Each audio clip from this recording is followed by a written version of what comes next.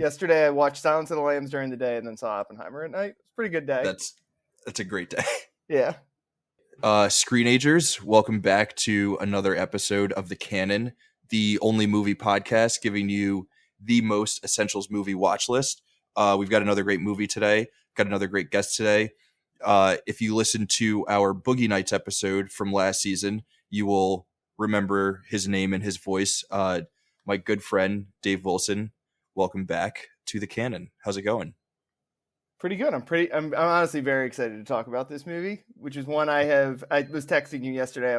As I was watching it was like, yeah, it's so familiar. Like I've seen it. It's like one of the ultimate like rewatchable movies, right? Because it's like used to be on cable all the time. It was one where you could just turn it on and there's basically like 10 super memorable scenes where you can be like, all right, I'm going to watch it either for this 5-minute stretch, in one instance, like a 25-minute stretch. Yeah. But I hadn't sat down and like just watched it from start to finish, probably like since one of the first couple times, maybe the first time I saw it, or maybe we did it once in college or something. Yeah. Like hadn't just sat down for the 2 hours and watched the whole thing. It's a great rewatch. And that's a good call that you can just like pop in, watch it for like 10 minutes, 15 minutes. And like you watch like essentially like a mini movie within the movie, and you don't need to like know what happened before or after, and then you can just drop out. But before we get more into Silence of the Lambs, I feel like there are a few things that we have to catch up on since you were last on. So for those who are not familiar with Dave and his work, or the conversation that we had last time around, I've been writing for the Miami Herald for a couple of years now, doing sports, covering the Panthers, the Heat, Miami football, among many other things. So I do have some follow-up questions about Miami sports. Okay. We were able to talk a bit the last time that you were on. I asked you the middle question. Of the playoff runs, it was the Heat and Panthers were both like in the conference finals or something last time I was on. It was also the beginning of the baseball season. It was. I asked the question, will the Marlins finish with a better record than the Mets? And I don't think I said, what did I say? I'm pretty sure you said like, there's no chance. No chance. I didn't see this Mets thing going quite off the rails like this. I might play the clip in the episode here. Edit it back just so we can hear. Yeah. Is there like a real chance that the Miami Marlins finish ahead of the Mets in the standings? I'd be pretty surprised. Although I don't think the Marlins are bad. And here we are towards the end of the season, and the Marlins are essentially guaranteed to finish with a better record than the Mets. Yeah. Which is pretty hilarious. Yeah, I think more an indictment on the Mets than the Marlins have exceeded expectations. But they're like a couple games over 500. They've kind of been terrible in the second half. Yeah. But yeah, the Mets were supposed to be good. The Mets thing is like gone. I can't believe how bad it's gone off the rails. Yeah. And it's gone so bad. It's gone off the rails so badly that it like screws you guys for like, they're not even trying to come back next year and win. It's like, it's gone so bad that like, we got to like pivot and try to come back in 25 and win. I still think that there's a chance for 24.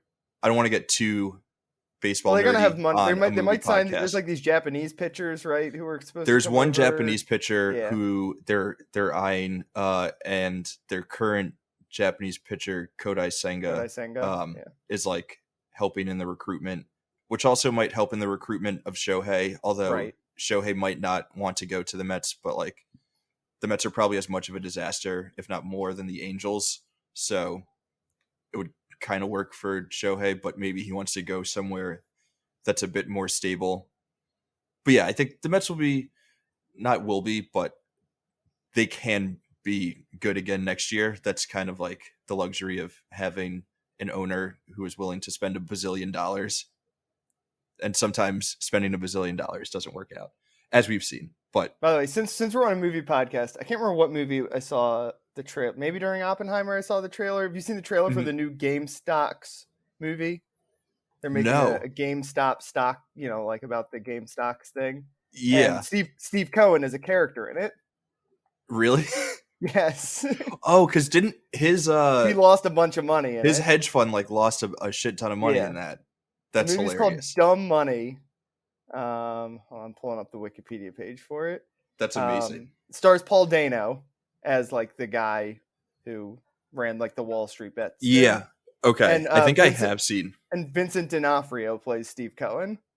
That's like, that might be the best casting ever. That's incredible. That's hilarious. So yeah, no idea if it'll be good. You know, I'm kind of like annoyed by all these like movies we make about things that like just happened like 5 years ago. It's more of a thing on the TV side, right? Where you've got like they did multiple Theranos shows, I think, and a WeWork show. And the fascination with like the great, not even great, but just the American scammer, like the young, and specifically like three, like all these stories are like 5 years old. Like we're not even like giving them time to like Theranos, WeWork, the Uber guy. There will probably be a mini series about the Fire Festival dude. Probably, yeah. I think that's going to be a Hulu another series. Thing. Yeah. The one exception which I've not seen but looks spectacular is the Blackberry movie with Glenn Howerton from Always Sunny. Yeah. But yes, this seems like it falls in the same realm. Another one we're probably going to get soon is the FTX movie. Did you hear the story about Michael Lewis? Yeah, that he was like has been embedded there. He was embedded for like a different story about the relationship between Sam Bankman-Fried and I keep forgetting the guy's name, the Chinese guy who runs Binance. But like they had like a weird relationship, and Michael Lewis was writing about that. And then FTX was discovered to be a total house of cards. And that book comes out. CZ is the CZ. So that Michael Lewis book comes out next week or next month rather. I've already. Really? I didn't realize it's coming out already. Yeah. Weird time for Michael Lewis though, because the Blind Side thing is happening as we're recording too. Although it doesn't seem like Michael Lewis is to blame at all there. But no, so, I don't know if you've read The Blind Side, but he fully. The book is more nuanced than the movie. Yes, certainly, but it is the still book is better than the movie. I think. I agree. The movie is awful, so like it's not a high bar. I probably only seen it the one time I saw it in theaters. It's not the best Michael Lewis book, but at the end in the acknowledgments, he mentions, or maybe it's before the acknowledgement, he mentions that he started writing the book because he's friends with, is it Sean Toohey, the dad? I think that's the dad. Yeah, and the son is also Sean, maybe. But SJ. Either way, SJ is the son who is a coach now somewhere, I think. He's like a bag man for a random. He runs NIL, UCF NIL collective. Yeah, a hilarious, just full circle of that story. But I think Michael Lewis is fine. He did his due diligence of being like, hey, like, here I'm going to be upfront and I'm going to disclose that I was friends with this family, and that's sort of how I was approached to write this book. And his book isn't necessarily about obviously it is, but it's not just about like this family like saved this kid, right? It's about this kid is super valuable to his sport, and it's kind of he does the Moneyball thing. Yeah, it's Moneyball. It's the football version of Moneyball about why the left tackle position is like he interweaves a lot of history and a lot of left tackle it starts history. with the Joe Theismann injury, I think is the first chapter, right? Which I think is actually also how the movie starts, if I remember correctly. I think so. But he just sort of like uses that Michael Orr's story as an example of the importance of left tackles and the business of and the recruitment part of it is kind of, which is actually I think one of the better parts of the movie is like when all the coaches, it's like Lou Holtz comes in and they're playing themselves. Yeah, if I remember correctly, that's a bigger part of the book too. Yeah, it's so strange, all of that stuff. That was an interesting tangent.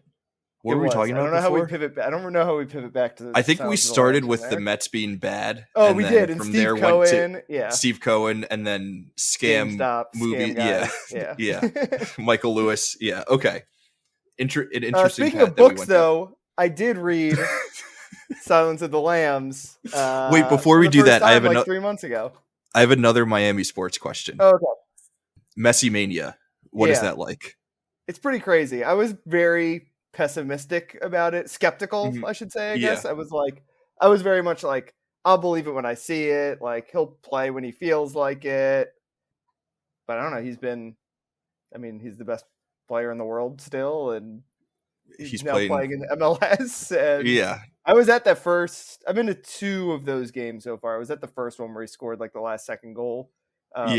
Was that insane? That was like insane. The neighborhood I live in Miami, Miami as a whole, very Argentinian. I think there's like more Argentinians in Florida than like Argentina. It's not like the Brooklyn thing, right? Where there's like more Jews in Brooklyn than there are in Israel, but it's like similar. And my neighborhood in particular is very Argentinian, and just like we got a bunch of Argentinian restaurants around here. Nice. Have you seen him around? Everyone's got. I believe he has a place around here somewhere. Nice. But everyone's got Messi stuff in the windows and. Yeah. I mean, it's a sweet jersey. It's pretty cool. A nice pink Messi cool jersey. Pink, like that's pretty cool. Yeah. Do you know that some people say that you and Messi look alike? I've heard that. Mostly Tim. Especially when I was like younger and Messi was younger and we both had like really long hair. Yeah.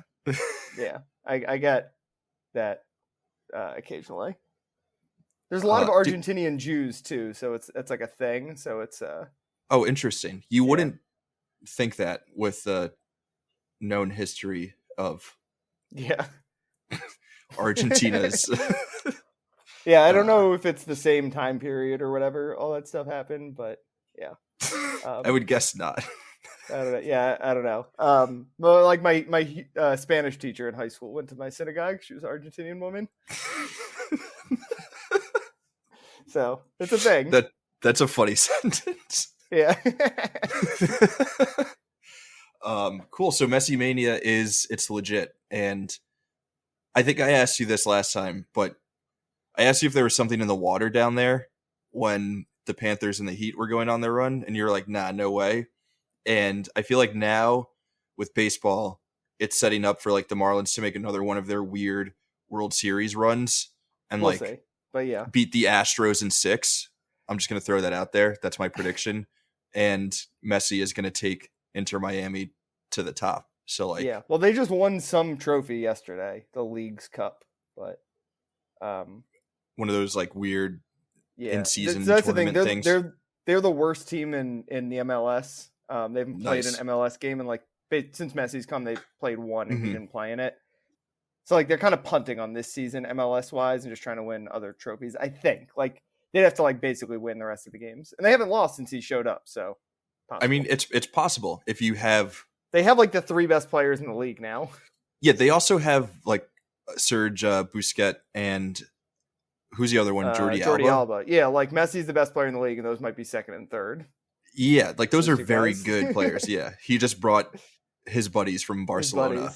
Yeah, and the coach used to be the Argentinian national coach. So. That's got to be pretty fun. That's very cool. Well, all right, pivoting away from Miami sports and pivoting more towards Silence of the Lambs. And before we get into your reread of Silence of the Lambs, first read, I never read it. Oh, your first read. It was really good though. Yeah, it was really good. Damn. Though.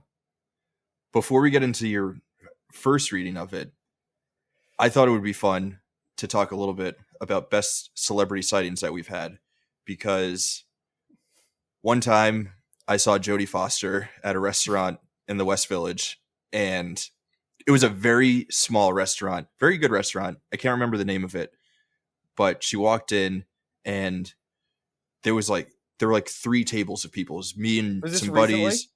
This was maybe 5 years ago. Okay. And we were like, oh my God, that's homegirl from Silence of the Lambs. Jodie Foster's here.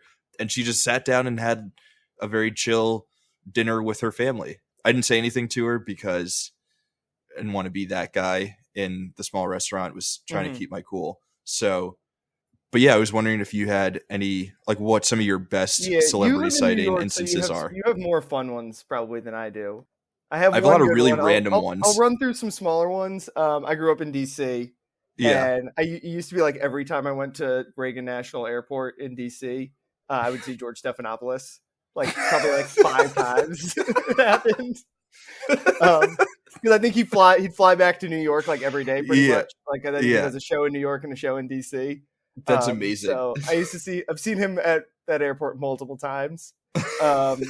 One time in New York, I lived in New York for one summer as an intern in college, and I saw Judd Apatow on the street. Oh, nice. Walked past him on the street once. I think and then we kept walking and realized Girls was filming nearby, so it was nice. It was around that time.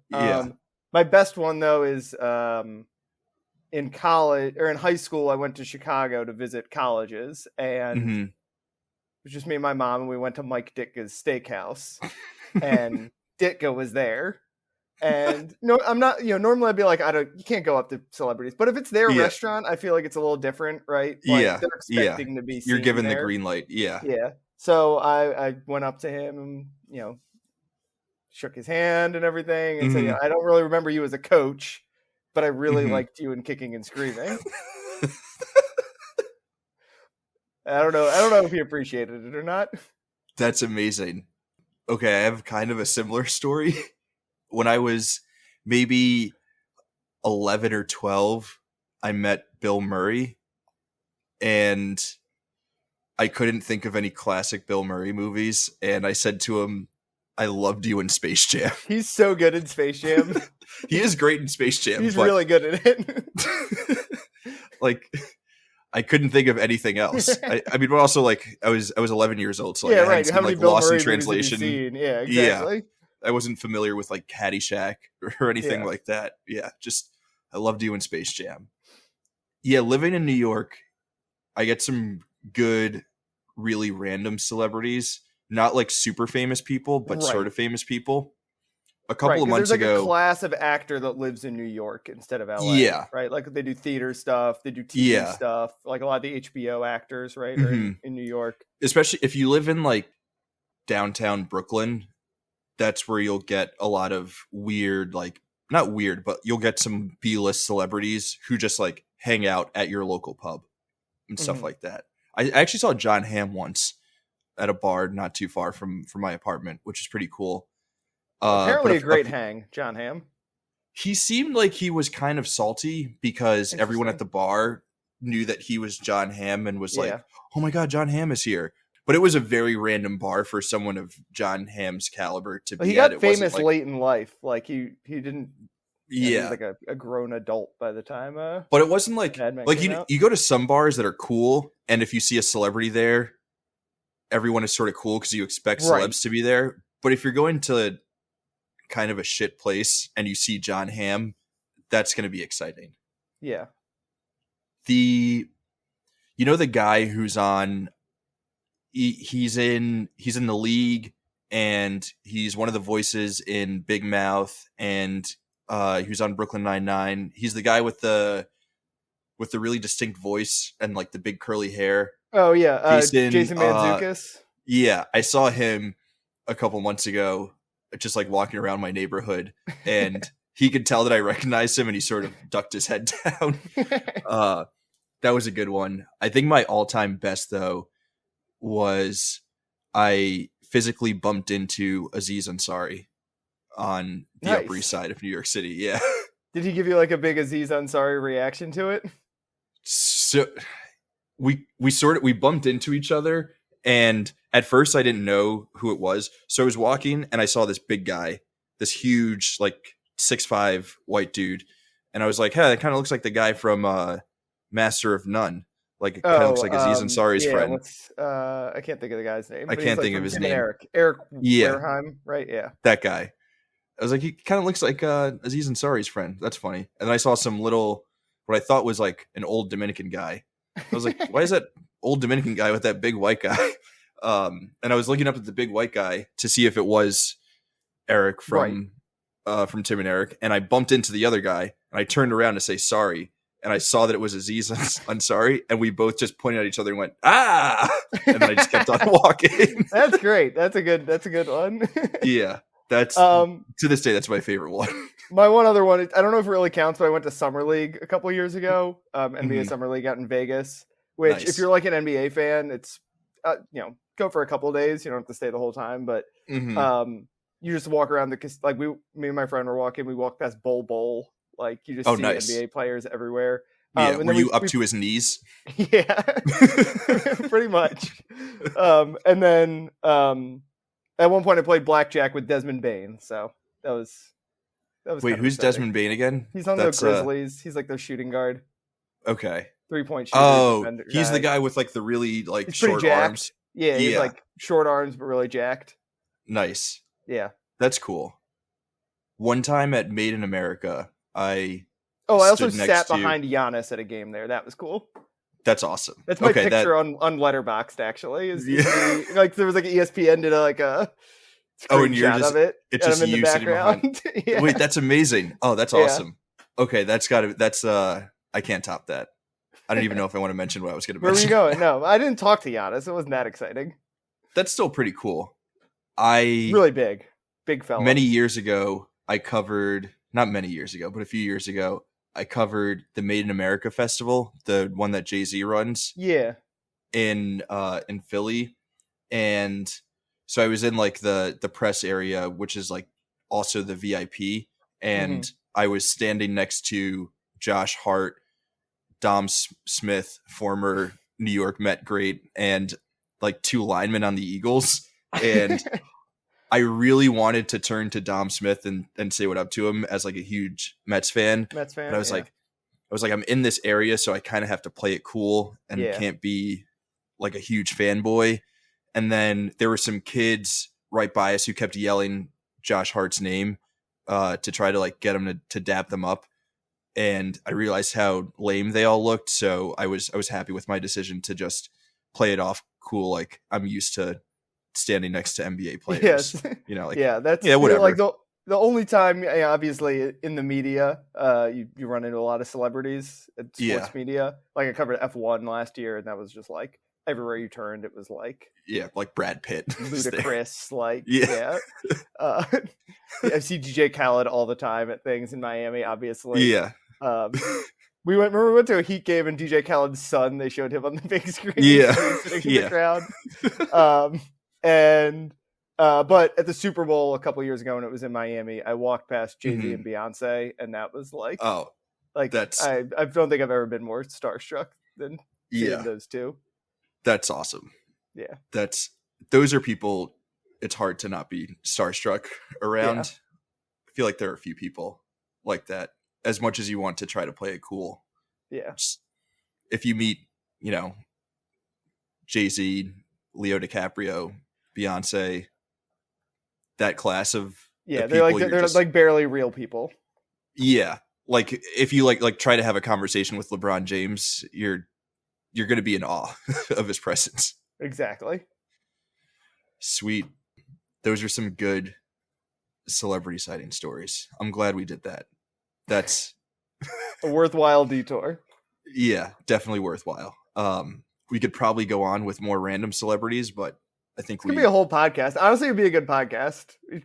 Yeah, maybe that should be like you just talk to people the about starting their point random... for each episode. That's not bad.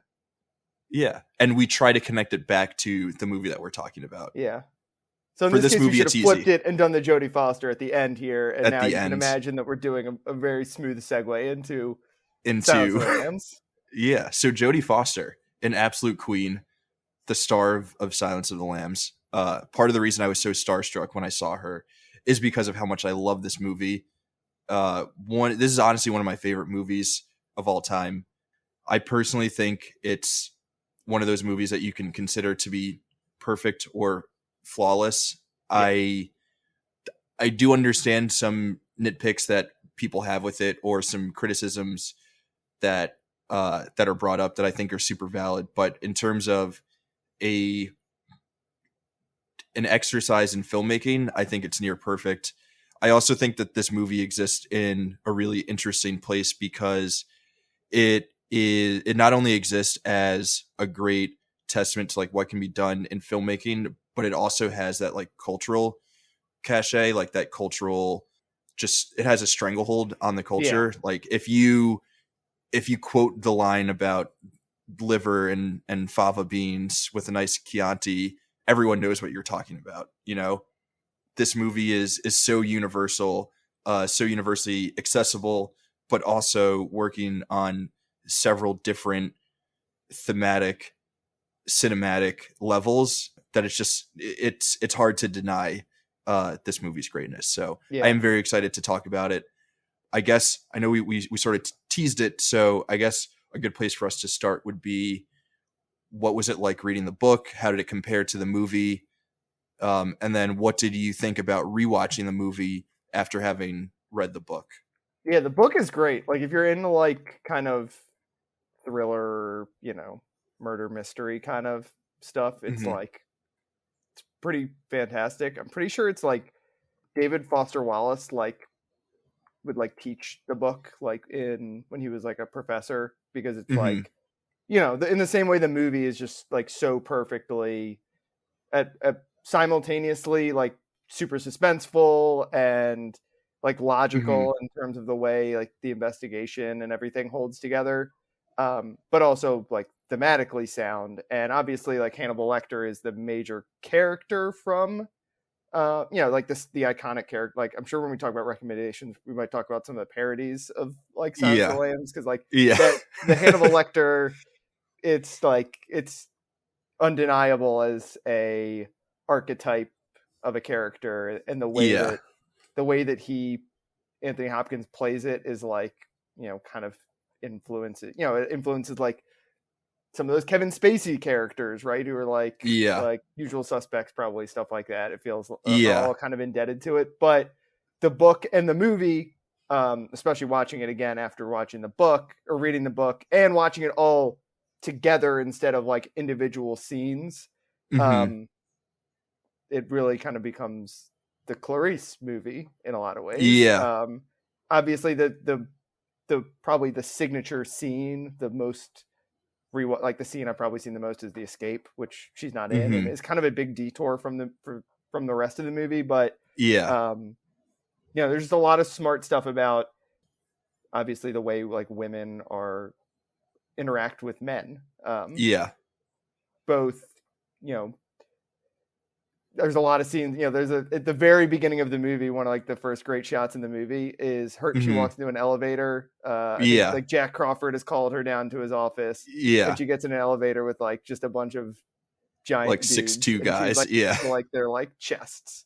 And there's a lot of shots like that throughout the movie, where kind of like in the broader, when she's interacting with like groups of men, she's framed as this like small, weak figure, but then she has obviously her relationship with Hannibal Lecter is a huge part of the movie, but both from the book, I think from reading the book and then watching the movie again, her relationship with like Jack Crawford, I think really is kind of like the heart of the movie in some ways. The Crawford character is pretty interesting, and I totally agree with this is the Clarice show, even though Hopkins as Lecter steals a lot of her shine, which is, his acclaim and accolades and all that stuff is definitely deserved. But this movie really is Jodie Foster's movie, and I hope we're able to reflect our admiration, respect, appreciation for Jodie Foster and the Clarice character throughout this conversation, because I really do think that, like you said, this is her movie, this is her show, and it really should be talked about as such.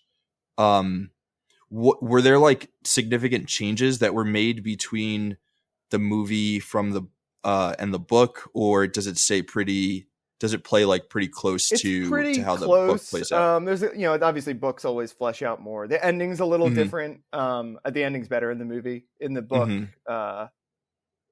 Lecter sends her a letter. There's no phone call. No phone call, and it doesn't set up. He kind of threatens Chilton, but obviously the ending is great, where he's about to eat him. I'm having a friend for dinner. Yeah, exactly. And the other big difference is, I'd say, Ardelia Mapp, one of the great character names of all time. Her she's in it a little bit more in the book. I think she it's kind of implied in the movie that she's like super smart, right? Like I think in the book she graduates at the top of the class. Basically, she's not like the getting the real world experience that Clarice is, but she's just like a really good. She has that great line right about the girl who was kidnapped. Like she's the one who says that's really smart. She keeps mentioning her name, and then Clarice jumps in, which is a cool little bit that it's like it's not all Clarice figuring it out. Like there is this other person who when she's they're able talking, to like bounce ideas off of. Yeah, there's one scene where they're in like their room together and they're talking about, I don't remember exactly what. I think it's before she goes to it's when they kind of figure out why they tied the body down with the victim, the original victim, and they're like, that must be where he is. And then the other big part, and so Silence of the Lambs is actually a sequel. I've never read the original one, Red Dragon. But so Jack Crawford is the character, and Lecter's in both, but Jack Crawford's in both. So there's a lot more about him in Silence of the Lambs. So Red Dragon is like in the book, like his wife is dying. So interesting. It's really in Silence of the Lambs. Yes, his wife has like cancer or something and is sick throughout the course of the book. That's so they give him a little bit more of like a internal life. That's interesting because I feel like a lot of people read, and I think this is one of the things that the movie that Demi is like trying to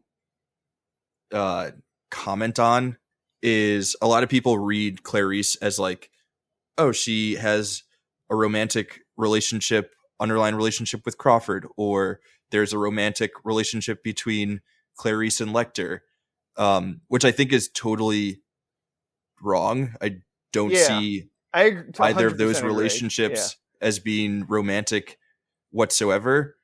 I think if anything, you can read them as like a teacher-student relationship or something like that, like father-daughter sort of relationship. Obviously, Chilton is the one example. He like overtly hits on her. There might be Chilton, some moments where the bug guys, which the bug scene is great in the movie, by the way. I love those guys. Yeah, when they go to the Smithsonian. And she ends up like dating one of them. That's why they're at the end again, I think, right? They're at the graduation ceremony. Are you hitting on me? And the guy's like, yeah, of course. Yeah. But yeah, I agree with you that it's and there's a reason they also talk about her and her dad, like it's father son, and somewhat like Jack Crawford's line at the end is like, your dad would be proud of you, like that. Is in some ways, I don't know if like the flashback Silence of the Lambs kind of like where the book gets its title works 100% compared to everything else, but that kind of informs that like the movie it's all, like I said, all about male interactions with women, and obviously some characters do terrible things to women in this movie, but in some cases she kind of gets like mutual respect from Crawford and Hannibal Lecter. I think I think the Lecter one is the most obvious to me when watching, that their relationship is one that's built on a mutual respect, a mutual understanding of each other. Like it's 100% platonic. There's never been a rewatch that I've had of this movie where I think of their relationship as anything other than that. Like I never see it as something. There's one of her visits. She goes I think maybe the third time she goes to see him, and she like has come out of the rain and she's sitting on the floor, and in the cell, Lecter is also sitting on the floor. Like they're they like literally mirror each other. Framed as being like smaller than the men she's standing around because she's physically smaller. But that's one of the instances where they're very explicitly like eye level. There's first of all, there's so much out there on this movie that for those interested, there's a ton of Googling that you can do. There are endless amounts of think pieces and video essays sort of breaking down this movie and exploring it in a lot of different ways. But I think one that I sent to you it's specifically about their first meeting with each other, which is one of the best scenes in any movie ever, just in terms of how it's set up, how it's structured, how it uses the language of cinema to tell a story and make you as an audience member sort of understand what the movie is getting at and is about on a subconscious level, even if you're not actively thinking about it. But one little thing that they pointed out is at the end of that conversation, they are both framed from like a low, medium wide angle of them walking away from the camera. And like after that whole interaction, they're aligned, right? Like in how we like physically view them within the frame of the shot, which I think is super interesting. Like what you were saying about both of them be like sitting on the floor. Like there are a lot of moments where they literally are mirroring each other, even in the way that just like the movie is shot. But we can get into one other difference, I should say, from the book and the movie, and they do kind of lay this out in the movie that Lecter, like, it's not like he's just intuiting everything, right? He knows James Gumb, and that's a lot more explicitly laid out in the book that like he was treating Raspail, who like he'd actually met Buffalo Bill in the so like he's kind of in some ways like he's kind of a bullshit artist in a way that like when you watch it the first time you're like, wow, this guy's like so smart, he can just like figure out all this stuff just by knowing this guy's tendencies, but he knows who this guy is and he's kind of like fucking with Clarice and and kind of a bullshit artist, and that is kind of painted a little bit in the in the movie, but I think he's a little less superheroic, kind of, for lack of a better term, in the book. I feel like the more times I rewatch the movie, the more I realize that Hannibal is he's kind of a shithead. He's a shithead for the obvious reason in that he eats people, but he's also kind of just like a little like shit stirrer, right? Like the kid, like the kid in your exactly who this guy was right away. Like he's like the kid in your class who was too smart for his own good and would always cause trouble just because they were too smart and like never challenged by the work. So they would just cause a ruckus. Like I feel like that's kind of Lecter. He just likes to sit back and stir the pot and see where things go probably because he's bored and he's a shithead. He could have told them exactly who this guy was in the first scene, and this movie could have been over in 22 minutes. Yeah, but he needed to have some fun. He needed to get his thrills. Exactly. Well, and he wanted to mess with Chilton, obviously, who's like, it's kind of hilarious how he's like the one cartoon character kind of in the movie. Chilton. Like, and it's funny to say about like there's Hannibal Lecter in this movie who like is like such a archetype, but Chilton is like cartoonishly kind of villainous. He's such a bozo. He's just out for himself. It's weird that at the end you're cheering for him to get eaten. Yeah, exactly. You know, it's but it works. It's effective. Where do we want to go next? Do we want to talk more about Hannibal Lecter himself? Maybe we go there and then we come back to Clarice and some of the other stuff going on. But before we do that, I don't know if you noticed this, but in that first scene where she meets Lecter, the guard who tells her that she's going to do great, Frankie Faison of The Wire. Great. Yep, from The Wire. I actually just watched Do the Right Thing, which I'd never seen the other day. He's in that also. Yeah, he is in that. There's some great supporting characters in this. Obviously, like we talked about Jack Crawford a lot, but like Frankie Faison popping up for a couple of minutes, he's great. And in the book, actually, Lecter sends him like a gift at the end after he escapes because he's like, "Oh, you treated me so well." Yeah, you can tell he's a good guy from like the 2 minutes that he's on screen. You're like, everyone likes that guy. Like I said, I love Ardelia Mapp, and the bug guys are fun too. They're only in like one scene, but. Some great supporting characters. Yeah. Who are like not only great characters, but also like good-hearted characters. Yeah. You can tell that all of those people have good intentions in a world that is seemingly there's not a lot of like Lecter, I guess, is a bad guy. Yeah. And obviously Buffalo Bill is a bad guy, but other than those two, there's not a lot of like, and Chilton, there's like everyone else is kind of on the same page. Yeah. I guess with Buffalo Bill and Hannibal Lecter, it's sort of opening up the idea that it like we live in a world of so much evil and so many monsters that it's easy to lose sight of how much good there is in all those other great characters that you mentioned. But yeah, let's talk about... Oh, Miggs, also a bad guy. Yeah, Miggs is a decidedly not good person. We can all agree on that. Not good. Yeah. Lecter. You mentioned he's kind of an archetype character, but is this the birth of said type of character? The suave, sophisticated killer who we identify with because he ostensibly represents everything that is supposed to be good about man. He's smart and cultured, and he knows good wine, and he listens to classical music when he kills people, and he understands, he can draw sketches of famous buildings in Florence. Like, is he the birth of that type of character? Do we know if there was anything that existed before him like that? Yeah, I mean, I think it feels like he's got to be kind of the main one. This book, Silence of the Lambs, it's kind of based on, it's the real program, right? The I'm blanking.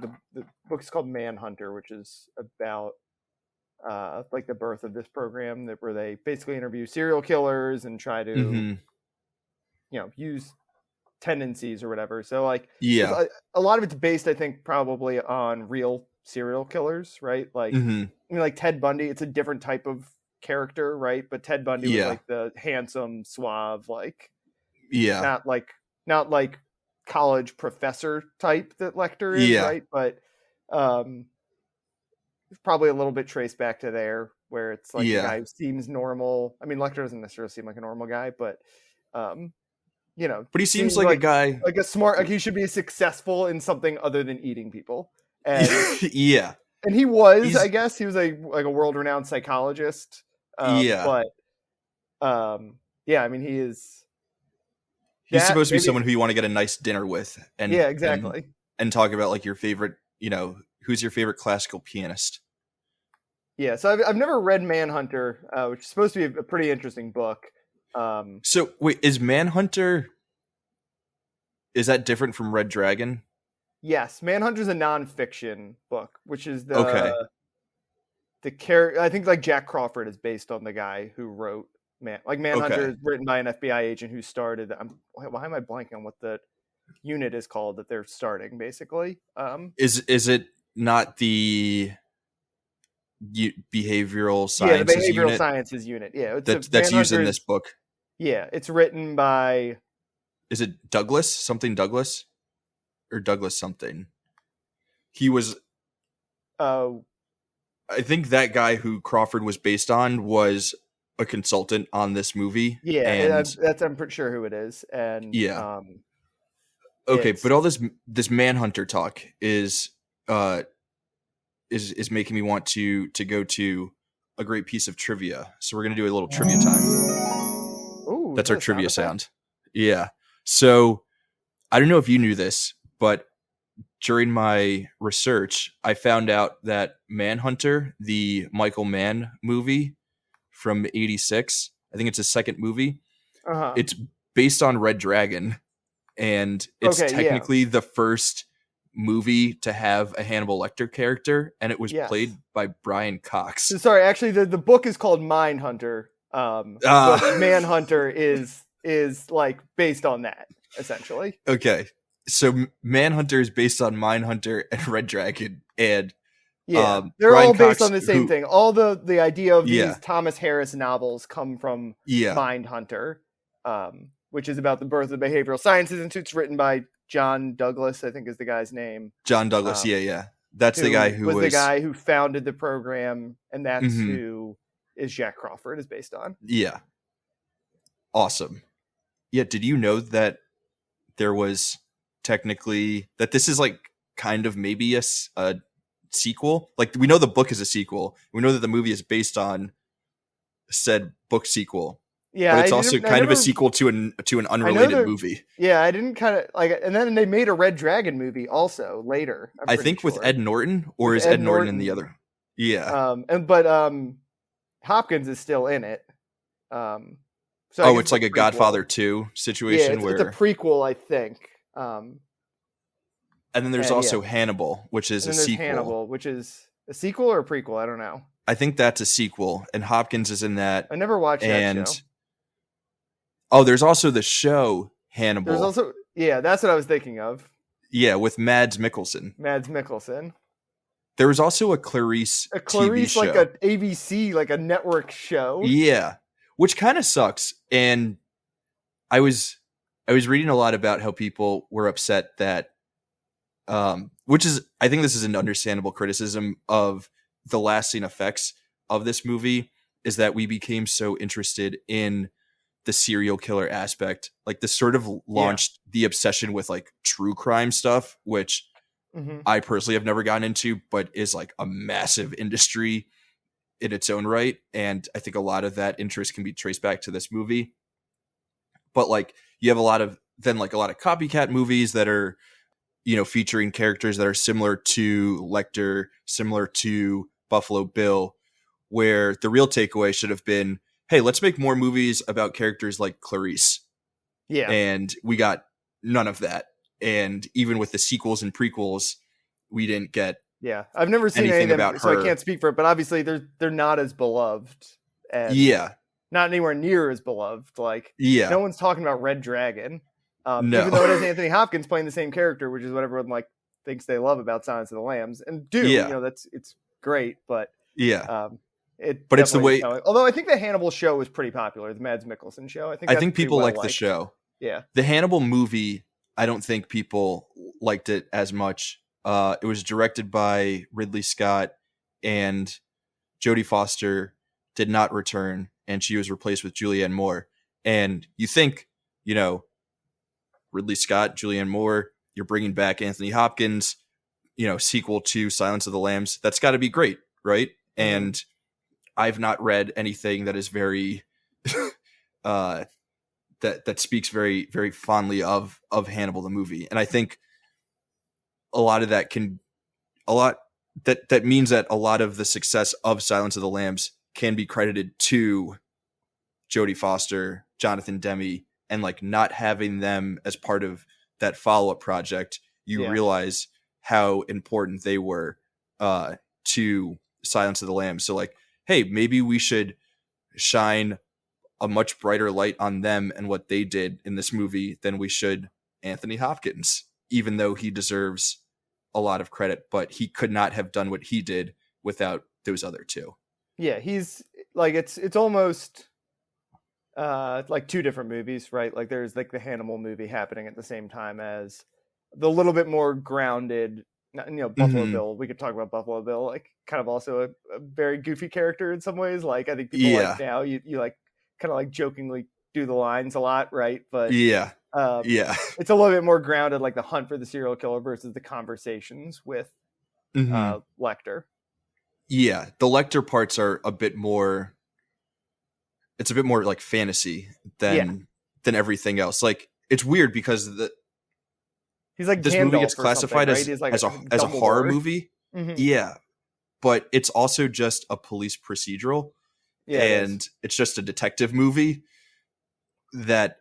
but then when you go to the Hannibal scenes, it sort of shifts tones and like shifts vibes. Right. And that's when it becomes a horror movie. Like the whole escape scene is a movie within a movie. Yeah, that is that's its own separate thing. So when we're talking about these scenes that like, I thought this movie was really good to watch all at once, but I've also, you turn on the TV and you're like, oh, she's going to talk to Lecter for the first time. I'm going to sit here and watch it for the next 15 minutes. Or oh, the escape, or the ending. I mean, honestly, you go from the escape pretty much right to the Buffalo Bill, essentially, right? And that scene is also incredible.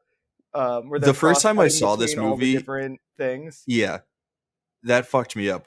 The first time I watched this movie after learning the term cross-cutting, I was probably the most insufferable college student ever. Just the cross-cutting in the final scene of Silence of the Lambs is top They kind tier. of trick you too. They really trick you because they show the house and they do like Calumet City, Illinois, and very briefly show the exterior and then immediately cut to Buffalo Bill in the basement. So it's like they kind of trick you about what's happening. I mean, obviously it's intentional, but it's definitely visual trickery, and I understand how someone could read it as sort of like a cheap tool for storytelling, but I still think it's a super effective misdirect. Yeah, it's great. The whole thing is great. And then obviously the night vision goggle shootout. Like we're getting ahead of ourselves. But yeah, the one that's like if it's coming on, you have to watch. I've probably seen The Escape like 100 times in my life. Do you think that's great. A better misdirect than the Buffalo Bill hunt down at the end? Yeah, I think at least the first. Now it's like I've just seen really. It's hard to remember like but I think the first time I watched it, when the blood starts dripping from above the elevator, it's pretty like, oh shit, like what? But you still don't know at that point. Yeah, you still don't know, but you're like something is up once that happens.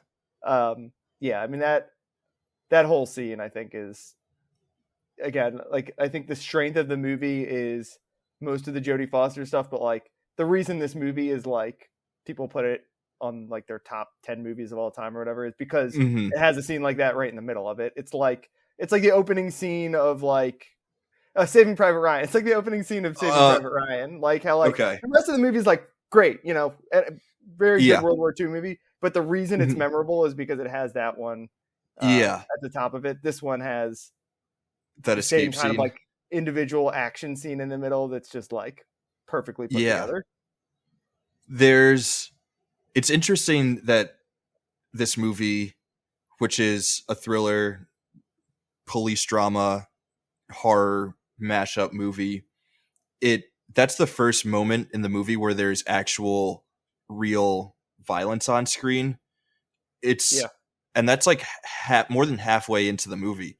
Everything up to that is mostly just people talking and figuring out stuff.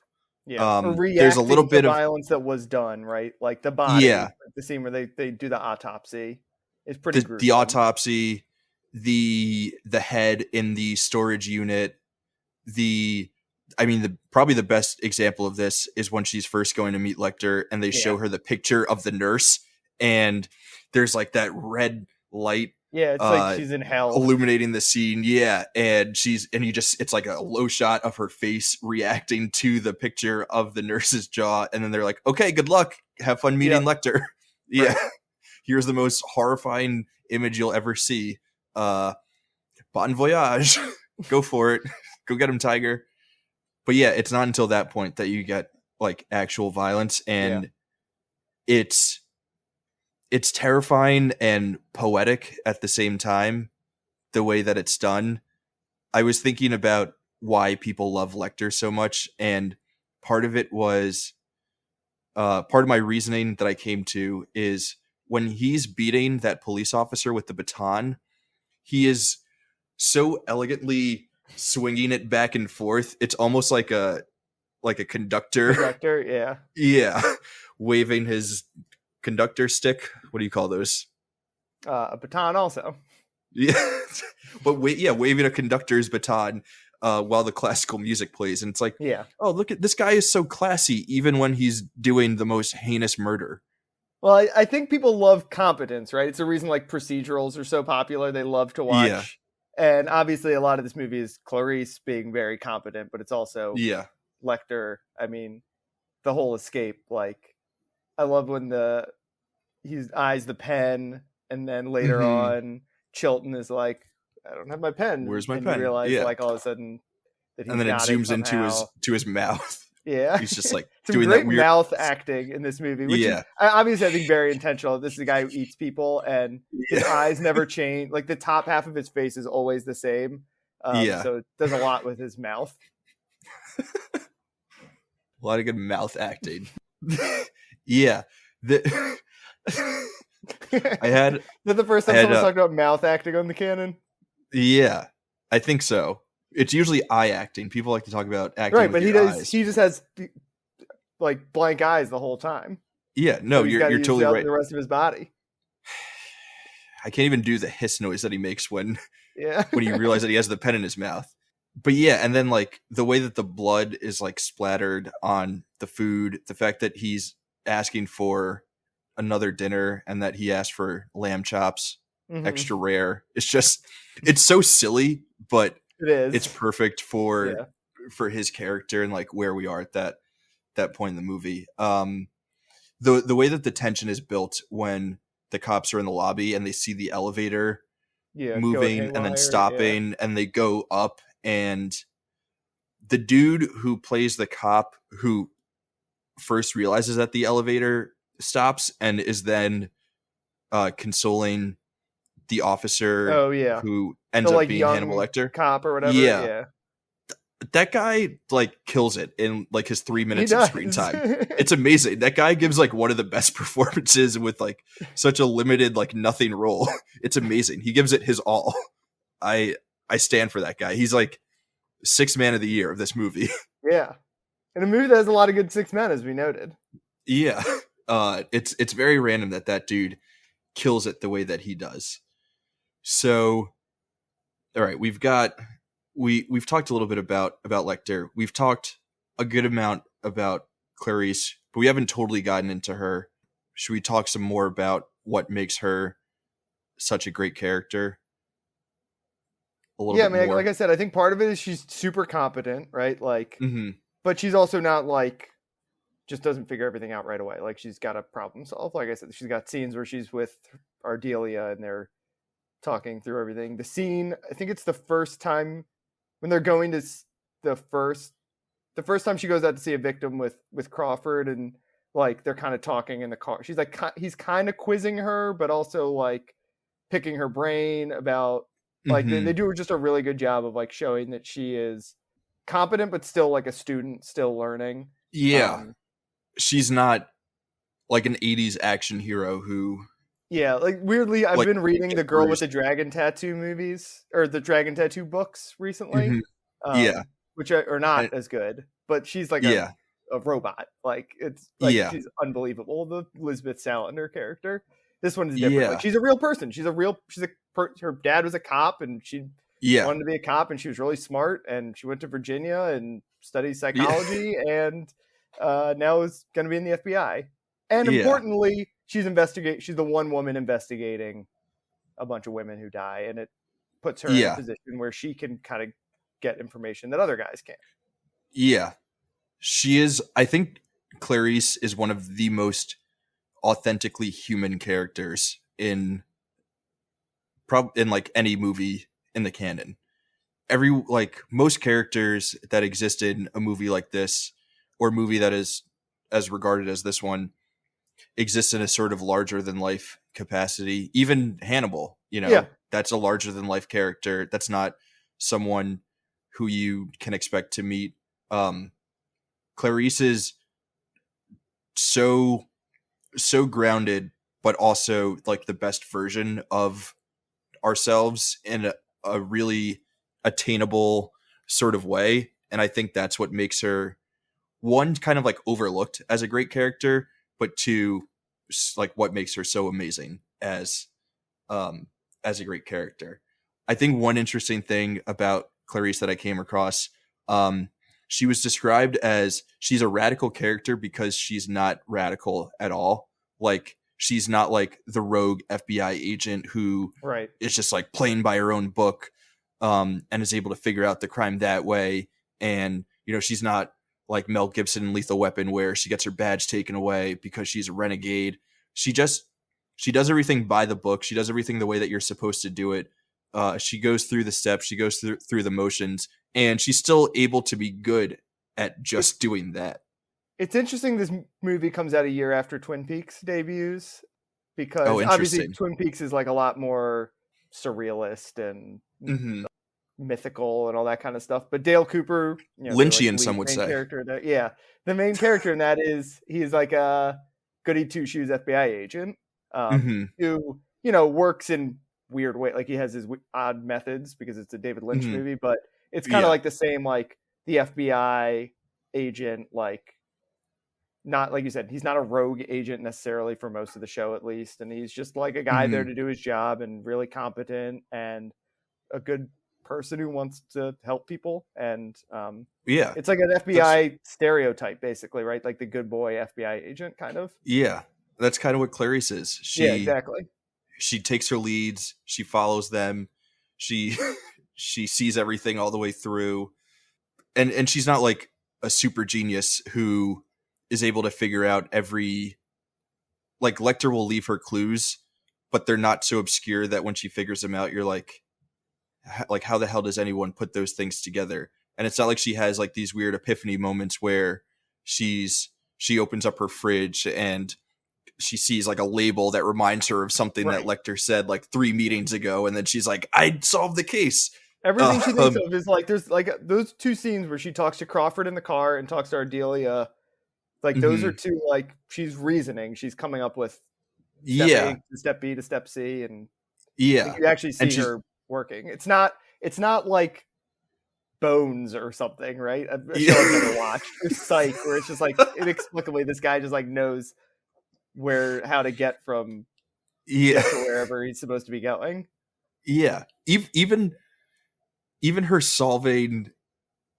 catching Buffalo Bill, it's not because she's Bones and knows everything. She kind of just stumbles into it, which is, she goes and talks. I'm sure the scene where she's in the bedroom and she's like, I can pick things up here that the men can't, because I was a girl who had a bedroom once. And she goes and talks to a friend. Did she say that? No, but like that's the implication, right? And then a girl who had a bedroom once. Yeah. She is at one point a 17-year-old girl with a bedroom. Yeah. And then, we could assume that. And she goes and talks to a friend, right? Like she's doing leather gumshoe detective work, basically. She's not just like you said, there's no epiphany. Yeah. Even when she goes and knocks on the door, she doesn't know she solved the mystery until she opens the door. And she's like, exactly. Clearly like a serial killer. But like I'm sure that's how a lot of like real life cases get solved. It's not this mega cop, mega FBI agent who is all knowing. It's someone who kind of just like stumbles into, oh wow, I'm in the killer's house. I remember when I was in elementary school, the DC snipers happened. Do you remember that story? Like it was like a huge manhunt and all that kind of stuff going on. They didn't know who the guy were, and they found him because like someone at a gas station like called in. They're like, there's like 2 guys like sleeping in their car here, and they were the 2 guys who were like, that's how it works. Sometimes it's just luck.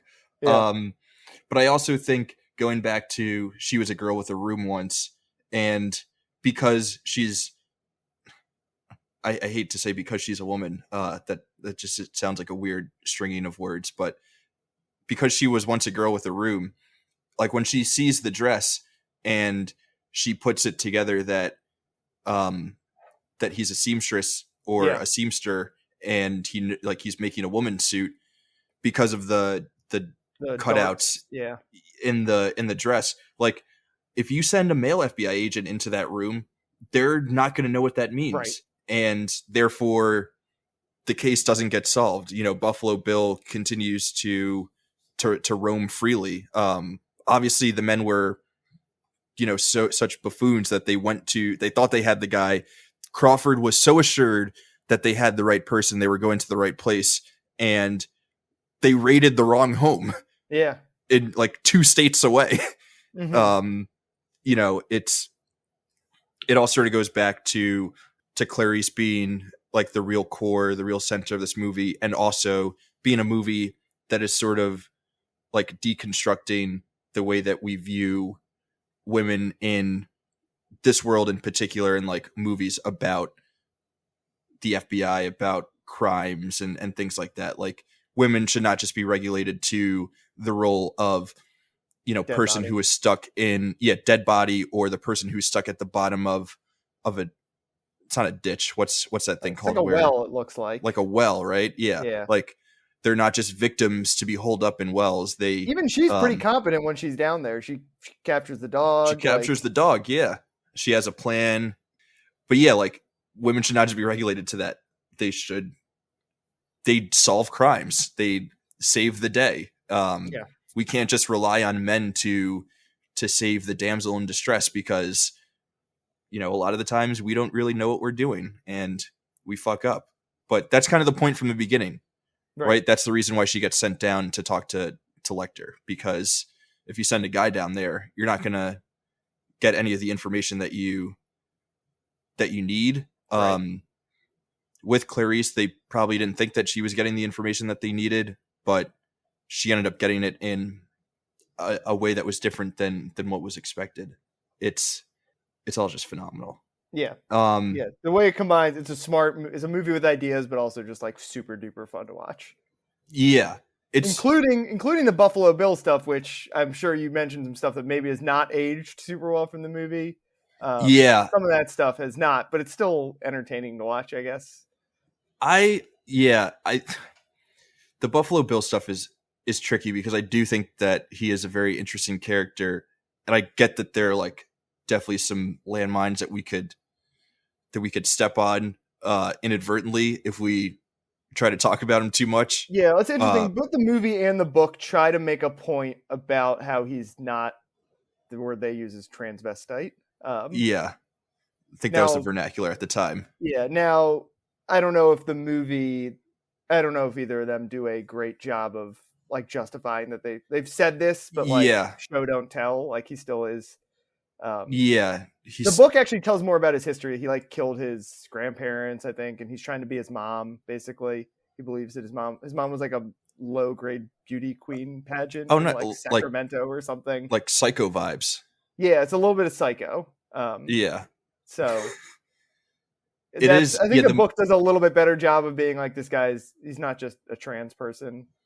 People. Like this isn't what we think of like the trans community as a whole. This is just a crazy person, one person who's a psycho, and like, let's just examine this particular character's psychotic nature. There's a couple throwaway lines in the book. Like Clarice at one point is like they're not like, it makes no sense that he's trans. Like they're almost always docile, like nonviolent. She says it in the movie too, and I know Demi did want to like make sure that he wasn't painting like the trans or like LGBTQ plus community with like a broad brush, and he wanted to very much so distinguish the Buffalo Bill character from like representing them as a group. And he did talk a lot before he passed about wishing that he did a little bit more to get that point across. But I just think that it's hard to like look at this movie as a whole and think that any of its intentions are like not progressive in terms of how that's the way I feel about it. But I understand if someone watches it and has some problems with it. I could see being a member of that community and watching this movie and fearing that other people watch it and are like, oh, all trans people are serial killers. Right. Like I understand having that fear, but I think like us as like cis people, we watch it and we're not like, oh wow, like Buffalo Bill is a stand-in for any queer person ever. Right. Like we're just like, that dude is a psycho and he should be stopped. I don't know. Fuck, I don't have the name of the person, but I have I pulled a quote from something that I saw talking about the Buffalo Bill / Gum character that I thought was pretty interesting. Gum supposedly wants to be a woman, though not in the way most women experience womanhood. For example, as Starling's experience shows, it often means being powerless in public and personal spaces, right? Like a lot of Clarice's experiences, we sort of get that feeling of the male gaze, which is a term that is thrown around in film criticism a whole bunch. And obviously Gum isn't interested in that experience as a woman. He's still interested in being a man who overpowers women, which is still in line with like characters like Chilton, and things like that, and like other ways that men have been, that men like exist in the world. It's not his alleged like trans identity isn't legit. It's not in line with like how it should be understood. Let's say he got rejected by a bunch of hospitals for gender reassignment surgery, and they get that. There's more of that in the book too. Like Crawford, they have like actual scenes where he's like calling the hospitals and all that kind of stuff, which they just kind of skim right through. Obviously, it's a 2-hour movie. Like, that is an interesting throwaway line. So, that kind of like just furthers like this guy is exactly. So they make an effort. I think you can argue, is it a good enough effort? But they did. There's definitely an effort made to distinguish it. It's hard. It's interesting. It's also interesting to talk about this movie as a feminist text because I read it as that, but like I'm a guy and it was also directed by a guy. Yeah. So like I was trying to find things about how Clarice Starling is a strong female character. Yeah. And so I was trying to find things that were like written by women that are also like, no, it like this is a feminist text. And I think there is enough out there, so I think we're all right. Cool, we're good. We're in the clear. We're good. Yeah. But yeah, that's always tough. Like, this movie directed by a guy totally explains the female experience, and we're just two dudes talking about that. Okay, so but Buffalo Bill, otherwise as a character, extremely terrifying, extremely creepy, one of the best movie voices of all time. Between him and Lecter, you got two iconic ones. Yeah. I think Bill, when I was younger, his lines were ones that I like to quote more. You know, put the fucking lotion in the basket. That and his line at the end when she's asking about the woman who he used to work for. Yeah. Like, she's a great big fat person. Like it probably shouldn't be funny, but I giggle. He turns it up a notch, that actor. Yeah. Unfortunately for him, he was not able to get a lot of roles after this because everyone just saw him as Buffalo Bill. Yeah. And it kind of like ruined his career for a little bit, and he tried to like break out of that that pigeonholing, but I don't know if it ever really worked for him, which is pretty unfortunate. But he did give us one of the best movie characters of all time. Yeah, he's iconic, right? It's kind of interesting. Like a lot of these people, like obviously like Hopkins and Jodie Foster have like done a lot, but like Jonathan Demme, like it's interesting. Like he made another movie that I might talk about later, but for the most part, like he doesn't have. It's not like he's like he made one of the I don't know consensus like 25, 30 best movies of all time, right? And like doesn't have like another like super iconic film. He's like it's kind of everyone like working at the peak of their powers, like one of those like, perfect circumstances. Like you don't really talk about it with a movie like Silence of the Lambs, but sometimes there are situations where you just find the right people to make the right movie, and this was 100% a case of that. Everyone is at their best pretty much. Like it's the best performance of every actor pretty much. Obviously it's Demme's best movie. And okay, so you want to talk a little bit about the backstory of how this all came together? Because there were a bunch of other potential iterations of this movie that I don't think would have worked. Like best-selling novel, obviously, right? At all. So it's so best-selling novel. The first movie or the first book in the series was already made into a movie by Michael Mann that was a total box office flop. I'm sure people like Brian Cox's performance, but you know, I didn't even know that he had ever played Hannibal Lecter. So apparently Gene Hackman had read the book and he was looking for a movie for his directorial debut, and he took Silence of the Lambs, the book, to Orion, the production company, and he asked him to go split skis on optioning it with the thought that he would direct the movie and then star as Hannibal Lecter. That would have been, in my opinion, dog shit. I love Gene Hackman. He's great, but there's just no way that would have worked out. Yeah. So they optioned it together. And then Gene Hackman's daughter read the book and she was like, dude, you can't make this movie. This book is disgusting and like hates women and is very violent. And he was like, okay, I'll back out. So then Orion like needed a new director. They somehow found Demme, and realized that he would be perfect for the project. So he came on. He made a movie with Michelle Pfeiffer, and he wanted her to play Clarice. And then she read the script, and she was like, no way, this is too violent, too gross. I can't do this. Apparently at the same time, Jodie Foster had read the script and was like, I need to be your second option. If Michelle Pfeiffer drops out, like, I need to be in this movie. So Pfeiffer dropped out, and then eventually Jodie Foster came in, and then you get the, holy trinity of Demi, Hopkins, and Jodie Foster. And I think any of the other iterations of this movie would not have worked as well. I also love Michelle Pfeiffer. She's amazing. I'm skimming through the Wikipedia page now. Yeah. Sean Connery was the original guy he approached to be Lecter. Could you imagine that movie? Oh yeah, he also read the script and was like, too dark, too violent. Yeah, I don't know. It says other actors considered for the role: Al Pacino, De Niro, Daniel Day-Lewis probably would have been really good in it, but try to picture Pacino's. Pacino. I ate his liver. And a nice glass of Chianti. Oh. But yeah, it worked. That would perfectly. Be great. Like it all worked out perfectly. So yeah. Apparently, also Orion was very broke at the moment when they were making this movie, and they also had Dances with Wolves that they were distributing around the same time, and they decided to do that as like either a November or December release for like the Oscar push, and they were gonna release Silence of the Lambs in like December, but they didn't like have the money to distribute it, so they waited until February and then distributed the movie. And I guess we can get into this part. Released on movie. Valentine's Day. Great date movie.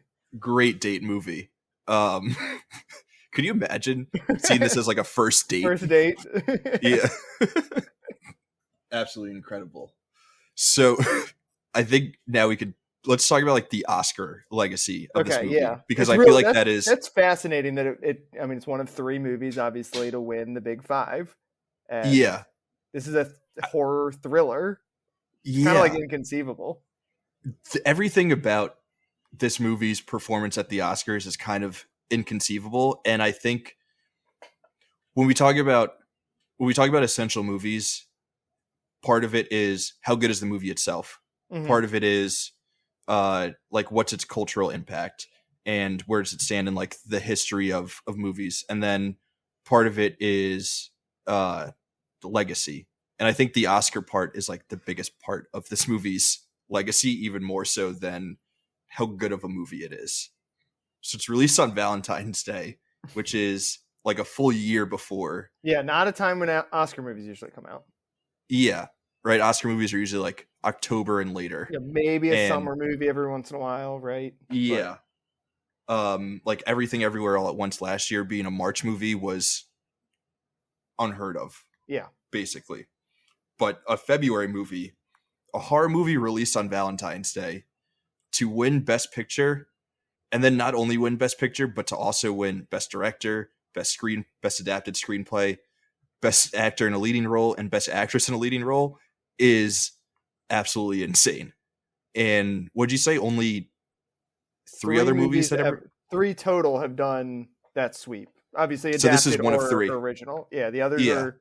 actually, all 3 have done adapted. It was, I think all 3 have done adapted. It was, It Happened One Night in like the 30s. And nice. And One Flew Over the Cuckoo's Nest is the other one. Oh, sweet. I guess that's a hard sweep because you usually don't technically have a lead actor and it's hard. Actress. Like I went and saw Oppenheimer for the second time last night in IMAX, and like I think that's going to clean up at the Oscars, but like it can't win all 5 because there's no, Emily Blunt will probably be in the supporting actress category. Yeah, like it's just really, really hard to have all 5, even in like some of the best movies of all time. Yeah, I would even say for this, the argument could definitely be made that Hopkins should have been nominated for Best Supporting. Yeah. He has enough. I guess he has less than 20 minutes of screen time. I know.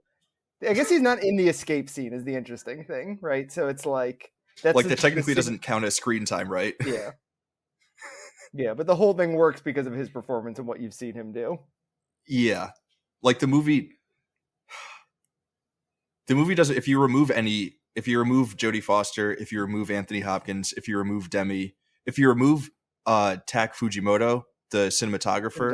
Yeah, really good cinematography in this. Amazing cinematography. Great shots.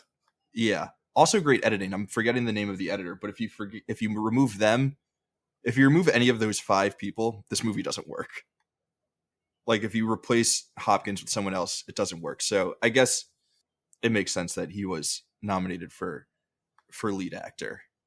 But yeah, the fact that Demi doesn't have another iconic movie. I guess he had Philadelphia also, which is like, I don't know if people are going back and watching Philadelphia, but Demi did have like back-to-back, like kind of pretty big movies. I think he was like not B-list. He was a B movie director, he made like a bunch of like really cheesy movies in the 70s and 80s, like a genre film director. And the production company took a swing on him to make a big, bold. Yeah. I don't want to step. One of my recommendations is one of his other movies, so I don't want to. Yeah, I totally know which one it's going to be. But imagine a time where a production company takes a swing on a director who has a bold vision for a prestige genre film about serial killers and a female FBI agent lead who doesn't have a romantic, involvement with another character. And they're like, yeah, you can spend a couple, like several millions of dollars making that movie. Also, we'll release it in February, and let's also see if we can win some Oscars while we're at it. Oh, it won all of them? Cool. Yeah, pretty crazy. Do you have anything else on the Oscar legacy of Silence of the Lambs? No, I think I wonder how that like affects what people, when I saw this probably, I was pretty young probably when I saw this as a Wilson family classic. That's just like anytime I saw them, we're watching some of it.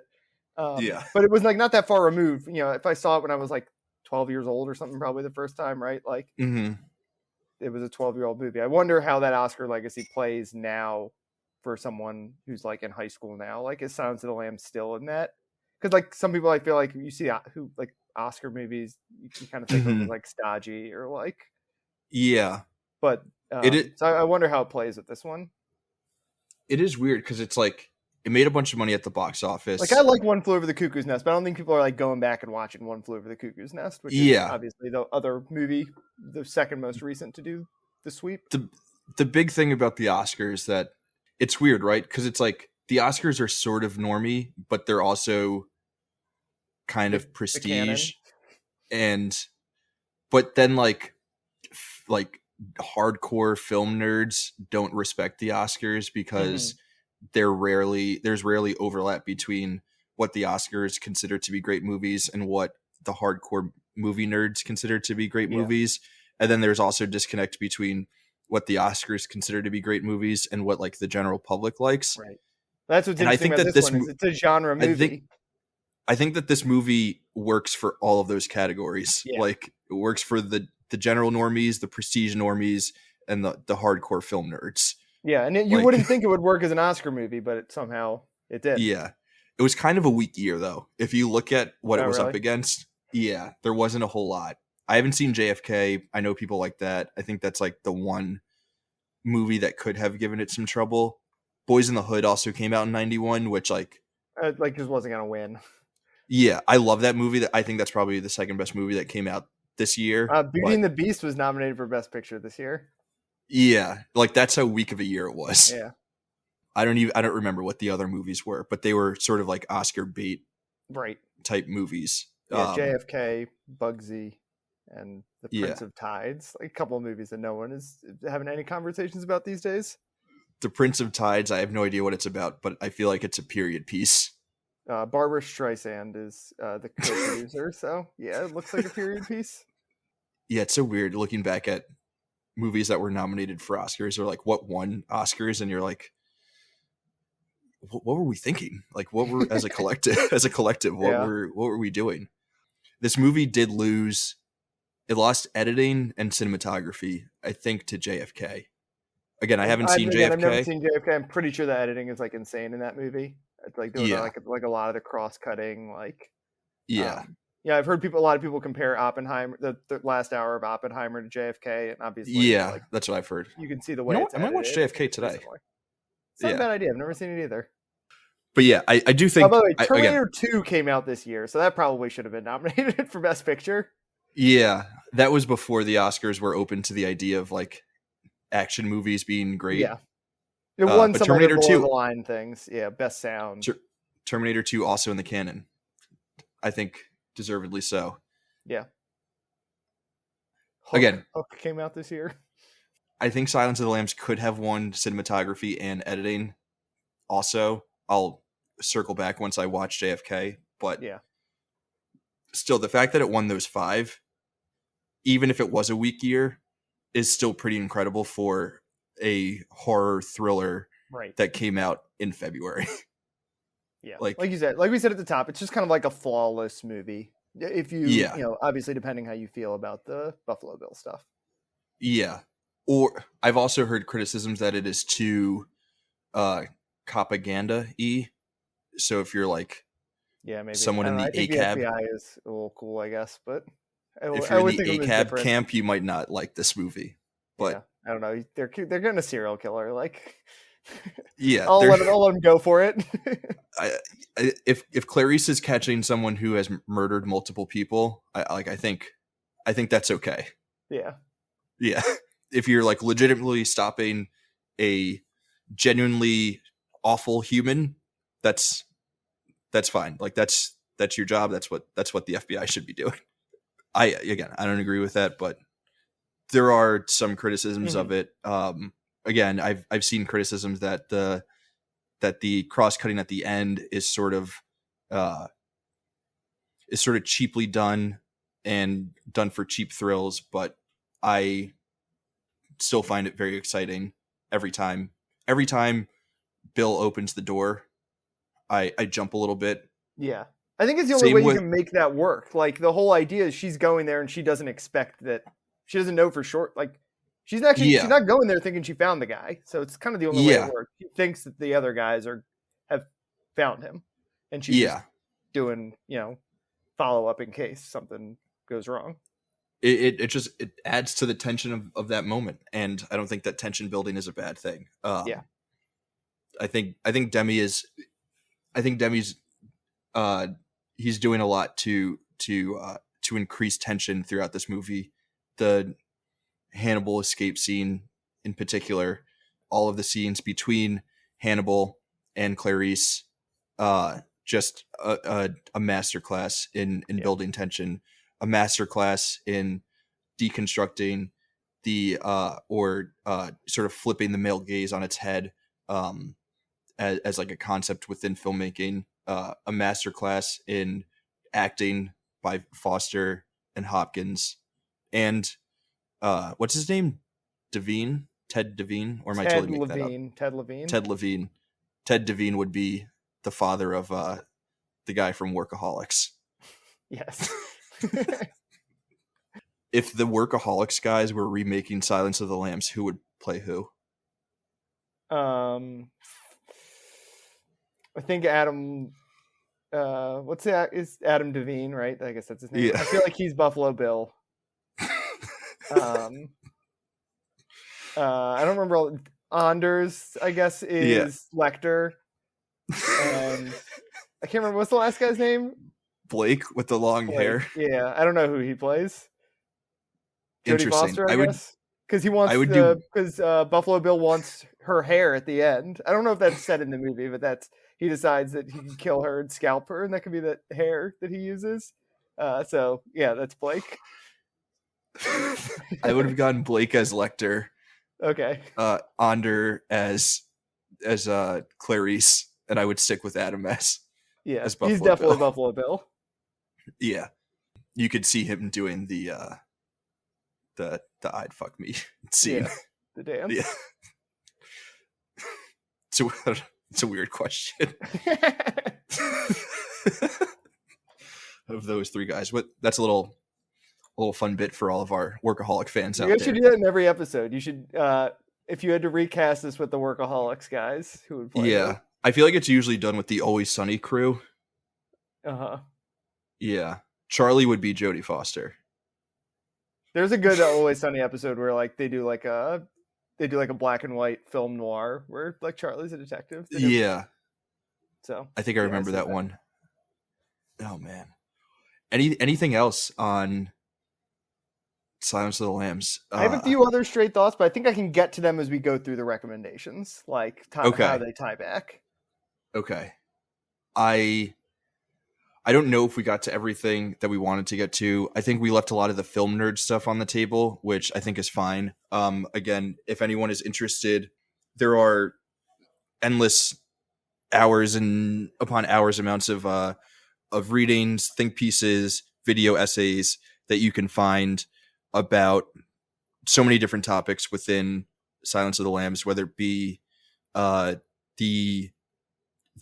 boom of interest in true crime related material, which I don't think you're not a big true crime guy, are not you? Really. So we're not the right guys to talk about that. Video essays breaking down the visual language. The use of close-up is very obviously a signature of this. Yeah, I think that's my favorite work. Yeah, that's my favorite bit about this movie is the fact that most conversations are not shot in like the typical over the shoulder like, shot, reverse shot fashion. It's close-ups where a lot of the male characters, when they're speaking to Clarice, they're looking like directly into the camera. And then when it cuts back to Clarice, she's looking like slightly past the camera or like slightly off center from the camera. And what that does is it just like shows how isolated she is and how isolated all these characters are. They're all sort of in their own prisons, if you will, but it also is putting you in her point of view and you feel that male gaze. So, right. Like we understand male gaze in movies as the viewer, we're all understood to be heterosexual men. And when we're watching movies, it sort of reflects how we view the world. And a lot of the times that means women are just like sex objects for us to gawk at. And here we are put in the place of women who are looked at that way by Crawford, Lecter, Buffalo Bill, and obviously Chilton as the most obvious example, and the Bug Guys. So it's kind of like flipping that notion of like 70 years of movie history, which is really cool and something that should not be overlooked when watching this movie, because I think it is a big part of that, and it plays into just like the fact that our main character is a woman, and just understanding how she has to walk through and experience the world. So there's a ton of stuff on that, ton of stuff on true crime, ton of stuff on the lasting legacy of its Oscar wins, all that stuff. So plenty of research to do on Silence of the Lambs. But I think we're ready for recommendations. You want me to go first? Oh, we got a sound effect. We do. That's new, right? Yeah, big things in season 2. We have some other ones that are great, but I haven't found ways to incorporate them. Yeah. If anyone is bored, though, are you not entertained? Are you not entertained? No one should be bored. Is this not why you are here? All right, let's enough of that silliness. Let's jump into recommendations. David, you know how this goes. We go. Yeah. Okay. Boom, boom, boom, boom, boom. Yeah. My number one, I got, we mentioned the book Mindhunter earlier, which I've not read, but the TV series Mindhunter, tragically short-lived, only 19 episodes. Netflix show got canceled. 7 of those episodes were directed by David motherfucking Fincher. And it rules. It's about the history of the Behavioral Sciences Institute, starring Jonathan Groff, who's really good in it, who people might know from Hamilton. The other lead character is Holt McElhaney, who people might recognize from, he's in Fight Club. It's like a small role in that. Not a guy who's been in a whole lot, but About the Bertha Behavioral Sciences Institute, they go around, interview serial killers to try to solve. I feel like you're a big Fincher guy. I like Fincher. I think Mindhunter is kind of what got me into Fincher a little bit more. Really? Yeah. I liked Fight Club when I was like in high school or whatever, and yeah. Yeah. But Mindhunter's really good. Like only lasted 2 seasons, got canceled, unfortunately. But yeah, like really, really good. Sweet. I don't know if I'm going to check it out, but it sounds cool. I might copy you with the Fincher route for my first recommendation, though. And a movie that is tragically not in the canon. I think it should be. It's one of his better movies. I'm going to go with Seven. Yeah. Just trying to get inside of the mind of a serial killer. You mentioned, a lot of Kevin Spacey roles are kind of... Yeah, I was actually thinking Usual Suspects, but I guess this is the one that's even more so, a little bit. Yeah, kind of inspired by Hopkins and his performance as Hannibal Lecter. I think it's one of the best, cop thrillers, serial killer hunt down movies. I absolutely love it. I think it's one of his best flicks. So 7, that's my first rec. Sticking with the David Fincher route. Number 2 for me is what I turned on as soon as Silence of the Lambs ended. Didn't even have to leave the HBO Max app. I went to season 7, episode 3 of South Park, episode titled Toilet Paper. Yeah. Yes. Yes. Which might be my favorite episode of the show. A Silence of the Lambs parody in which the boys toilet paper the art teacher's house, and Officer Bar Brady, to get to the bottom of this mystery, goes to juvenile hall and interviews a notorious toilet paperer who is doing a Hannibal Lecter impression to mess with Officer Bar Brady. That I'm so happy you mentioned that. That is, this movie has been parodied and copycatted so much, and that South Park episode is maybe the only Silence of the Lambs, copycat that I appreciate. I watched a clip, or not a clip. I watched a video of like a bunch of references to Silence of the Lambs in pop culture since, and all of them were so cringy. And then it would cut to the toilet paper episode of South Park, and I was like laughing out loud. Yeah, it's great. I forgot the episode. There's a lot of movie parodies in it. They do, because when they do the toilet paper, that's the Platoon music is playing, as like Kyle's like looking up at the horror. That's amazing. Cartman tries to kill them all on a boat with a wiffle bat on a foggy lake, while the Godfather. It's like the end of Godfather 2.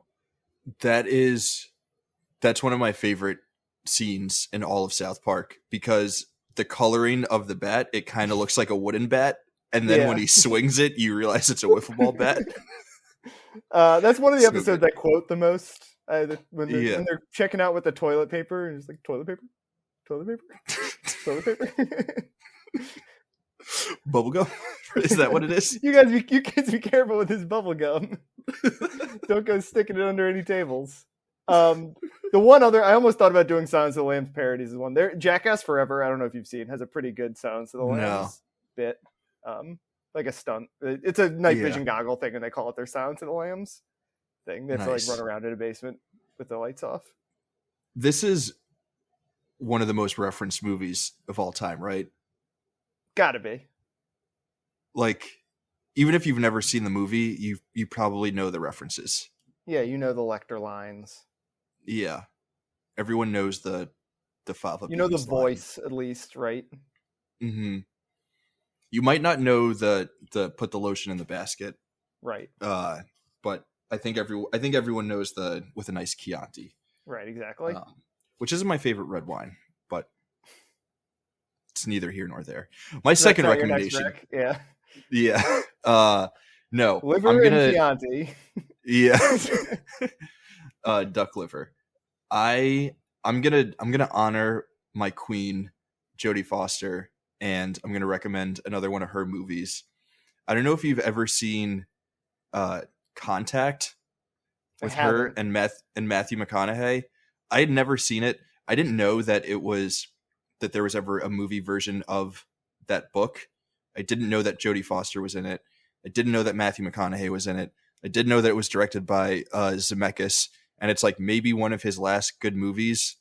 I guess you could throw like Castaway in there, but it's to me, this is going to sound sacrilege to a lot of people, but to me, it's like if Interstellar were actually fun. I've never seen Interstellar. It's a whole really, yeah. You're a big Nolan guy, but I'm not because I haven't seen Interstellar, which people like. Big Nolan and Fincher guy. Yeah. So yeah, Contact with Jodie Foster. Nice. Absolute legend. It's a good fun watch. I watched it on a plane to Kenya. Ooh. I was like, I need something to just like put on that I don't want to pay attention to. Uh-huh. This looks fine. And then like 20 minutes in, I was sucked in. It's like, wait, be a very young Matthew McConaughey. Kicks ass. Yeah, because it's like 95 or something, that movie. But good watch. Fun watch. Yeah, I know it's a well-liked movie. So yeah. Number 3 for me, I've got another Jonathan Demme movie. Stop Making Sense, the Talking Heads concert film. Yeah. Probably another one in my like top whatever movies of all time. It's on that list. Very excited. They're putting it in IMAX. They're doing an IMAX release for it in September. Oh, that's awesome. September 11th. I don't know if this episode will be out before then. But on September 11th, they're doing, Spike Lee is hosting the entire, the whole band, Talking Heads, which are not together anymore, for a panel at TIFF for the premiere of the IMAX re-release of this. And they're like doing like a live stream thing. Like you can go see the movie that night and then they'll live stream the talk in the theater. So that's sweet. Yeah. Service journalism here. This will be out before then. So if you're listening, check out your local theater if you're really into Talking Heads or Stop Making Sense, which is great and everyone should see. It's considered like the best concert movie of all time, right? It's really good. Yeah, it's kind of consensus. Even if you're not a big Talking Heads person. Yeah, I mean, if you know the songs, it'll like a lot of the songs, right? Like they have hits. Yeah, like it opens with Psycho Killer. So and then he puts really on the big suit, right? Yeah, he's got the big suit. Some good close-ups of David Byrne's like kind of gaunt face too. I think that in some ways or mirror it.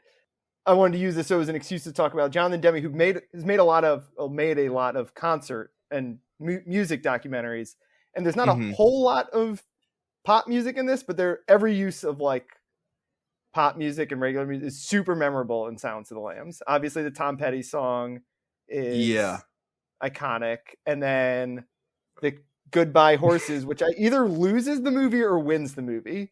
Because every time you hear that song, you think of the Silence of the Lambs scene, but also like Q Lazarus. That's like the only hit she ever had. She's kind of like, do you know the story of how he found this one I read yesterday on Wikipedia? No. Q Lazarus, who's the singer, was a taxi driver and picked up Jonathan Demme once, like at an airport, and played the song for him. And he was like, this is incredible. And he's used it actually in a couple movies, I think. But obviously it became famous from this one. And Q Lazarus just like total like an enigma. Like people don't really know anything about her. I think she died last year or 2 years ago. And there's actually a documentary coming out about her later this year, apparently. So interesting.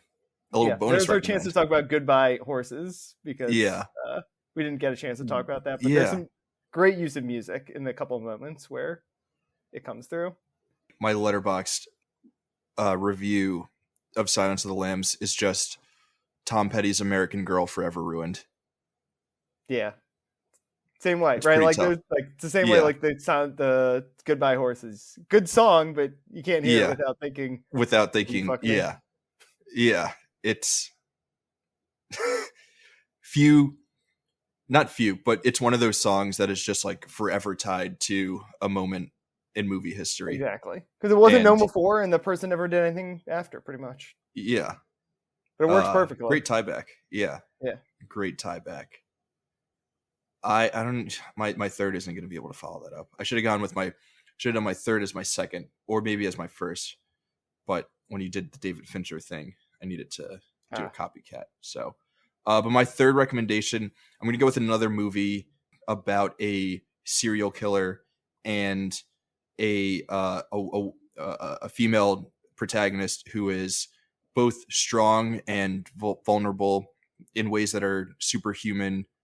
I don't mean like superhero human. I mean like extremely human. Similar to Clarice. Also, something that we didn't get to talk about what makes Clarice so great as a strong female character is that it's not like a lot of times we think of strong female characters as just doing like dude impressions.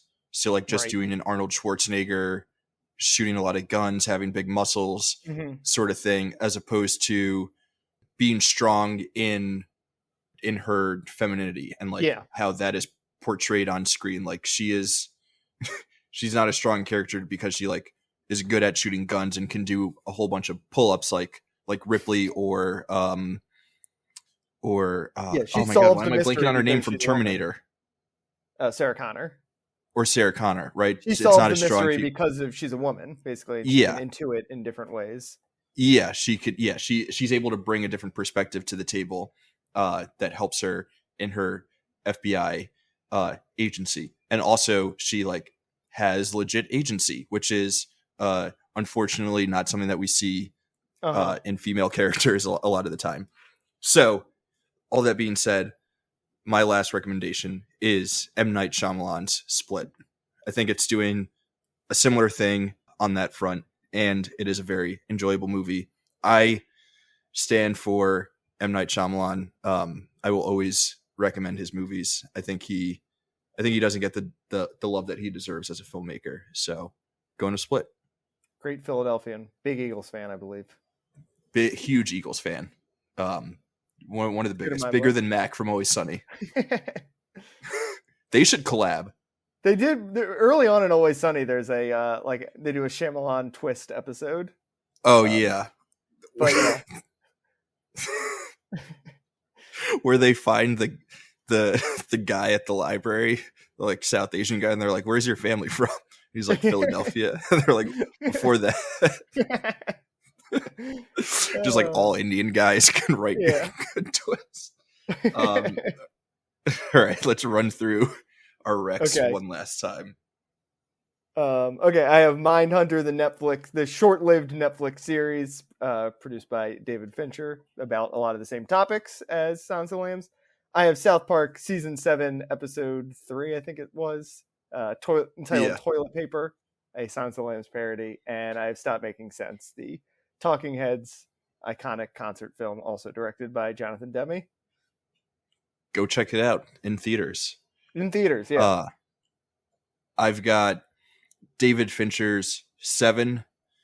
I've got Robert Zemeckis' Contact, starring Jodie Foster, and M. Night Shyamalan's Split. 3 movies with varying connections to Silence of the Lambs. David, my friend, this was a lot of fun. Thank you for coming back. Yeah, I will watch Silence of the Lambs anytime to be on a podcast. This was a ton of fun. One of my favorite movies. Where does this movie rank for you? We try to not do rankings and stuff like that. It's in my personal I don't know what the number of movies that are just like 5 stars anytime it's on. I'm gonna watch it. It's on that list. Like essential to you, not just like something that you think is essential for everyone. Yeah, it's both like great, and it's also like I'm gonna watch it all the time. It's amazing. It's I have it on DVD. It's one of those movies for me. It's that essential that like I need to own this. I probably rewatch this movie once a year at this point. It's usually one of my early gearing up for spooky season movies. Yeah. So we're kind of in that time zone right now. I think late August. This episode is dropping August 30th. So September There's to already me pumpkin spice in the stores. Yeah, September to me is already like that's spooky season. You should at least be watching your spooky light movies. You pivoted your out spooky of summer adjacent movies into After you watch Stand By Me on Labor Day, you can pivot to I think post Labor Day you can be in scary movie season. There you go. That's fair. For sure. So this is adjacent. It can be summer movie enough. It could be a Valentine's Day movie also, apparently. So yeah, we're gearing up for all that good stuff. Great movie, great conversation with one of my good pals. Thanks again for joining. Yeah, this is a lot of fun. Any final words? Where can people find you on the Twitter machine or elsewhere on the internet? If they want to, you can check me out on Twitter. On Twitter at DBWilson2. A little quieter on there than used to be, but still got sports takes or whatever on there, movie takes occasionally. Yeah. You can also follow me on Letterboxd if you want my movie takes. Also, nice DBWilson2 there, and you can find my picture of me sitting behind Giannis at there. Amazing. Listeners, thank you again for joining. Thanks for sticking around. Go check out Dave on Twitter and Letterboxd. A lot of good movie takes and some sports takes too if you're interested in that stuff. We'll be back next week with another essential movie, and until then we'll see you in the wasteland. Goodbye, y'all.